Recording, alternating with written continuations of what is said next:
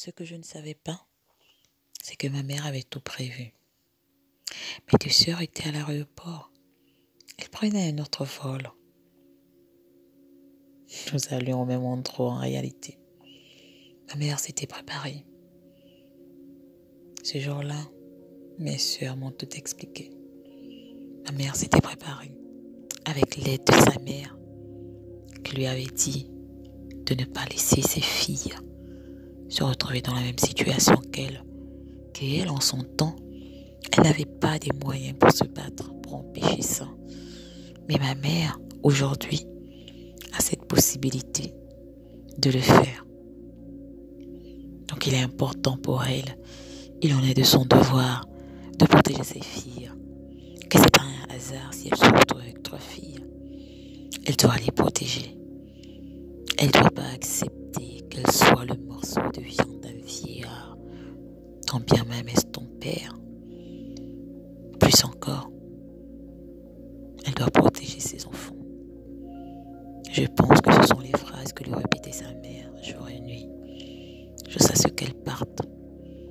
Je me suis alors rendu compte qu'en réalité, cette femme nous aimait plus que tout, qu'elle avait compris que c'était pas une bonne tradition, qu'il fallait se battre, qu'il fallait protéger ses enfants.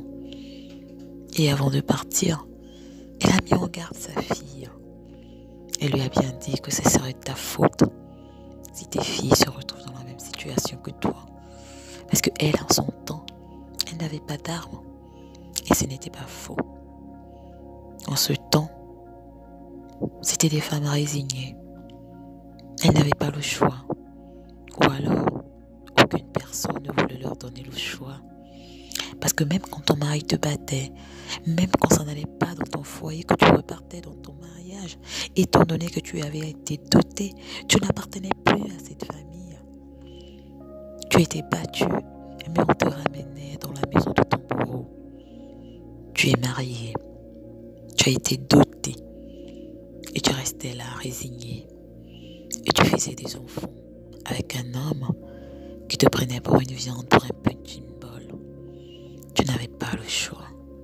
Ou de moins, le choix que tu avais, c'était le seul choix de rester. Aucun autre choix n'existait. Et ma mère avait compris que ma grand-mère avait eu du mal à accepter ce mariage de sa fille avec son père. Il fallait que ça s'arrête avec elle. Ma mère avait tout prévu.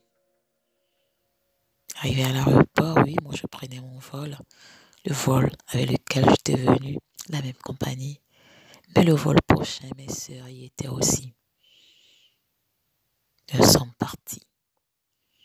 Mes sœurs n'avaient aucun bagage. C'était comme une fugue. Nous sommes partis.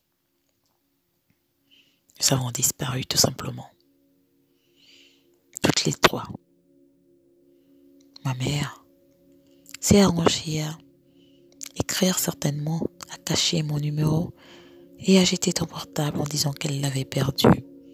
Du coup, aucune personne n'avait mon numéro. Aucune personne n'avait le numéro de mes sœurs parce qu'elles, en partant, elles n'ont pris aucun vêtement. Elles n'ont même pas pris leur portable. Chose étrange. Ma mère, après 6 mois, elle nous a contactés via les réseaux sociaux.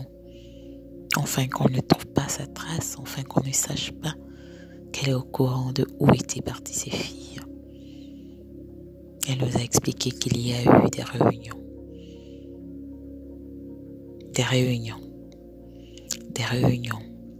des cérémonies, en disant que mes sœurs avaient disparu, mes sœurs avaient été enlevées et que moi, certainement, je m'étais sauvée. Mais comment 3 filles peuvent disparaître sans dire au revoir à leur mère? Les gens se demandaient si quelqu'un m'avait parlé. Mais personne n'a soupçonné ma mère. Parce qu'aux yeux de tout le monde, elle est d'accord pour cette situation. Elle est d'accord de la tradition. Elle accepte vu qu'elle-même, elle a été mariée par son grand-père à son grand-père. Pourquoi aujourd'hui tournerait-elle le dos à la tradition? Mais ce qu'ils ne savent pas, c'est que même ma grand-mère n'était pas d'accord. Elle avait été résignée pour elle. Elle a été résignée pour sa fille. Mais elle n'a pas pu se résigner pour ses petites filles. Alors, ils avaient tout préparé. Ma grand-mère, avant de partir, elle avait donné ses économies à ma mère, afin que ma mère puisse trouver des visas, des billets et inscrire mes sœurs dans le même établissement que moi. J'étais heureuse. Mais ma mère nous a dit qu'ils avaient lancé des sorts, que nous ne nous marierons jamais, que nous étions damnés, que nous étions maudites. Mes petites sœurs ont souffert de ça. Ma mère me l'a dit. J'avais décidé de ne pas dire à mes sœurs. Mais il y a une d'entre elles qui a lu et qui a dit à l'autre. J'ai mis du temps à les faire comprendre que ce ne sont que des paroles, qu'aucune personne ne peut vous maudire si vous ne décidez vous-même de gâcher votre vie. Aucune personne n'a le pouvoir sur votre vie si vous ne l'avez pas donné cette permission. Et je ne pense pas que vous ayez donné à ces personnes, la permission de vous nuire. Aujourd'hui, mes sœurs se portent bien. Elles sont mariées toutes les deux. Elles ont des enfants. Et moi aussi, je suis mariée. Il y a des coutumes à proscrire. Ils vous disent des choses pour vous asservir. Mais je ne suis pas maudite. Aucune de mes sœurs ne l'est. Ça fait 30 ans aujourd'hui. Et nous avons rapproché notre mère.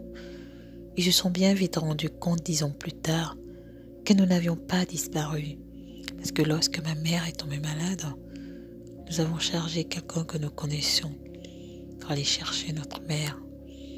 Nous ne sommes jamais repartis dans notre pays. Notre mère aujourd'hui est près de nous. Elle voit grandir ses petits-enfants dans un monde clair et juste où aucun petit enfant n'a le droit d'épouser son grand-père. Elle est heureuse. Ses filles sont mariées, elles ont fait leurs études telles qu'elle avait décidé. Mais je me suis dit qu'il est important de parler de tout ça à mes enfants et de leur montrer ce qui est bien dans la tradition et ce qui est mauvais aussi dans ma tradition. C'est chez moi. La seule douleur que j'ai aujourd'hui, c'est de ne pas pouvoir repartir. Parce qu'au final, mon grand-père, il n'a pas tenu 5 ans. Mais j'ai pas pu aller aux funérailles. Ma mère me l'a interdit. Aucune de nous n'a pu aller. C'est après ça que je pense que le poids qu'avait ma mère a pu se dissiper. Que les choses se sont dénouées pour elle. Qu'elle a pu quitter le pays et nous rejoindre. Qu'elle a pu commencer à nous contacter sans avoir peur. Aujourd'hui, je crois qu'il est important de parler de ces traditions qui nous minent, qui nous ruinent la vie, ces traditions qui font du mal à beaucoup de femmes, à beaucoup de familles. Et seulement, les gens n'osent pas parler. Il y a des bonnes traditions, mais il y a des cruelles à proscrire.